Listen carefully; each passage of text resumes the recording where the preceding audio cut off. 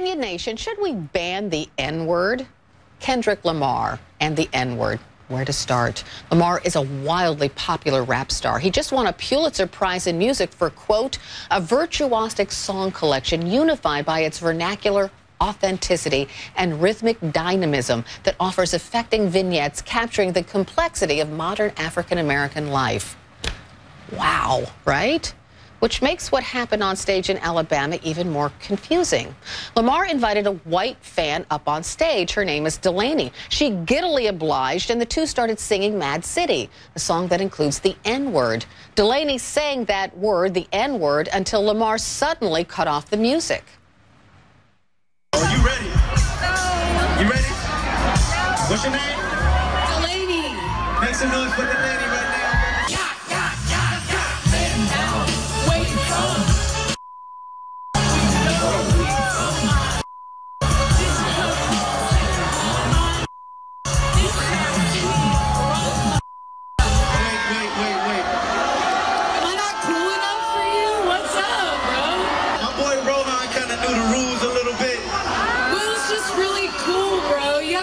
You gotta bleep one single word, though. Oh, I'm sorry. Did I do it? Yeah, you did it. I'm so sorry. Oh my God. Should she stay up here, y'all? No, please keep me up here. I got you. I'll try my hardest. I'm used to singing it like you wrote it. You sure? I swear. You got it? I promise. So you hear the crowd turn on Delaney, who appeared a bit confused and way apologetic. Maybe I'm missing something, but the N-word is in your song, Kendrick, and you invited a white fan on stage to what? Censor herself in the moment? Isn't it time we just banned the word and stopped saying it altogether? Opinion Nation, should we ban the N-word? Please comment on my Facebook page or tweet me at Carol HLN and join the conversation with my guests, pop culture expert John Murray, conservative radio talk show host Ben Ferguson, and Mo Kelly, who's the host of The Mo Kelly Show. Welcome to all of you. Morning.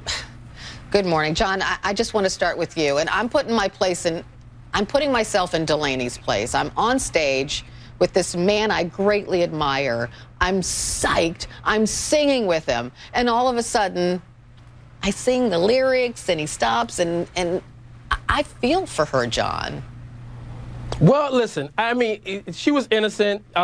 In my humble opinion, she may have been a little inebriated. The overuse of bro and the slurring in her, asking about being cool, you know, she was having a good time. But here's the thing. There's just certain things you know not to do. You can't be in a movie theater and yell fire. Certain things have now become common sense. And while I'm not a fan or an advocate of the commercialization of the N-word, I do believe that the only people who are allowed to use it are the people whose ancestors were enslaved, murdered, raped, and tortured before hearing that word. And so if that doesn't apply to you, you can't use the word. And it's really common sense now, just like you can't use blackface for Halloween and so many other things. Yes, Kendrick Lamar uses it in his song, but that does not mean that you can say it even for artistic purposes. Okay, even for, so Ben, your thoughts? Yeah.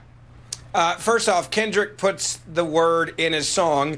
He sells the song. He wants people to sing the songs. He asks people on stage to sing those songs with him, and then says, wait, you can't sing the song the way that I wrote the song, even though you bought the ticket to come and sing the song with me, and you probably bought the song and the album, which made me a bunch of money. This is the height of hypocrisy. Kendrick, to stop here and to put this young lady in this situation, I think is horrendous. I think to stop everything and to shine a light and say, whoa, whoa, whoa, you're white. You can't sing the lyrics that I wrote because the color of your skin does nothing to bring people together. And most importantly, if you want to get rid of the word, you don't want people using the word. Hold on, let me say this. If you want to get rid of the word and you think the word is so bad if a white person says it that you stop your concert when you ask a fan to come on stage, then don't write the deadgum word in any of your songs, and there is no controversy, and you're not teaching people to actually use the word in your songs. So Mo, I have heard some people say that, you know, this white woman, she doesn't think about race in the same way that African Americans do, obviously. So she should have known better, and that's why she shouldn't have sang the word.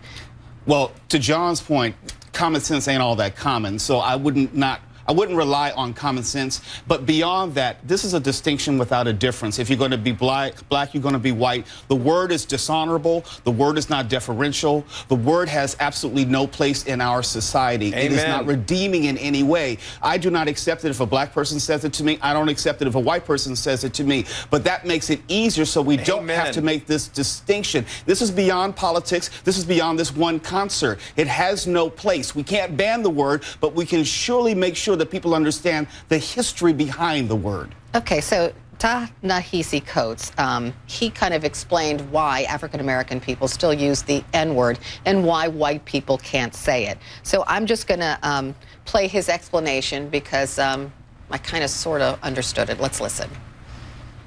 Why can't I use it? Everyone else gets to use it. You know what? That's racism that I don't get to use it. You know, that's racist against me. You know, I have to inconvenience myself and hear this song and I can't sing along? How come I can't sing along? You know what I mean? And I think, you know, for white people, I think the experience of being a hip-hop fan and not being able to use the word nigga is actually very, very insightful. It will give you just a little peek into the world of what it means to be black. Because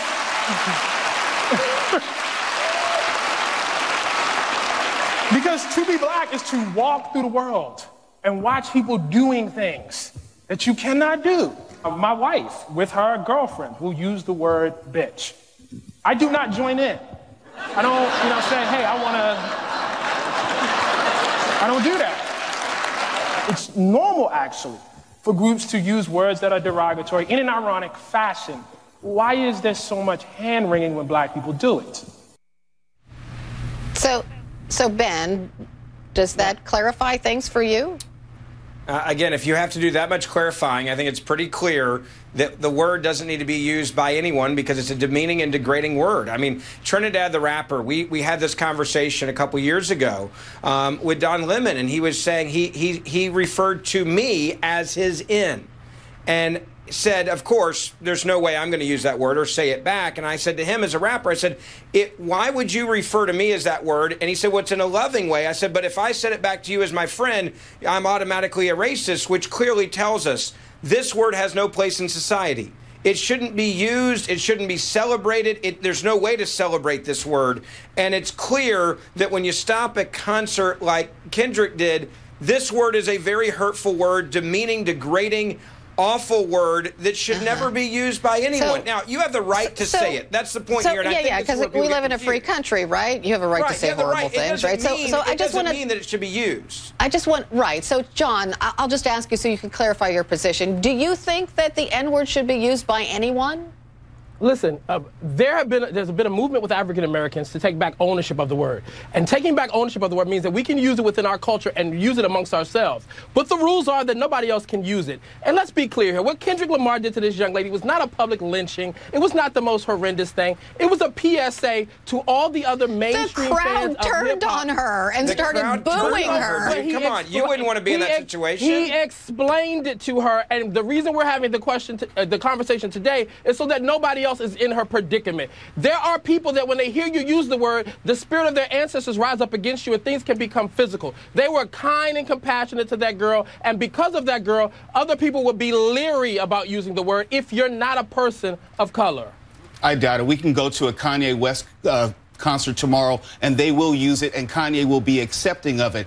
There's too much here to unpack in one conversation. I would rather we fight to own something of much greater importance, much greater significance, as opposed to trying to own a word that we all know the moment it's used by someone who doesn't look like us may lead to some sort of violence or if not riots in the streets. The history can't be changed, the etymology of the word can't be changed, but what can be changed is our understanding of the history and etymology. I think maybe the younger generation and the older generation have different views on this. Am I right about that, John? Absolutely. I mean, Oprah Winfrey is somebody who does not tolerate the use of the word at all. And I'm somebody who loves Oprah Winfrey. So if I was ever around her, I wouldn't use it. But I've seen her have dialogues with rappers like Jay-Z. You know, Jay-Z and Kanye had a song called N-Words in Paris. I despise the song. Because like I said, I have a problem with the commercialization of the song. I don't like it in songs. I don't like it in movies. I don't like it in literature unless it's something referring to history. But if I'm talking amongst my friends and stuff, I've used the word. I was having a conversation recently with CNN, White House reporter April Ryan, who very aggressively rebuked me for using the word. But it was my choice to use the word. I don't use it publicly. I won't use it on HLN. And I don't believe anybody who's not an African American should remotely use the word. I wish we could continue because this is a fascinating conversation and an important one. But thanks to all of you, John Murray, Ben Ferguson, Mo Kelly. Thanks, Carol.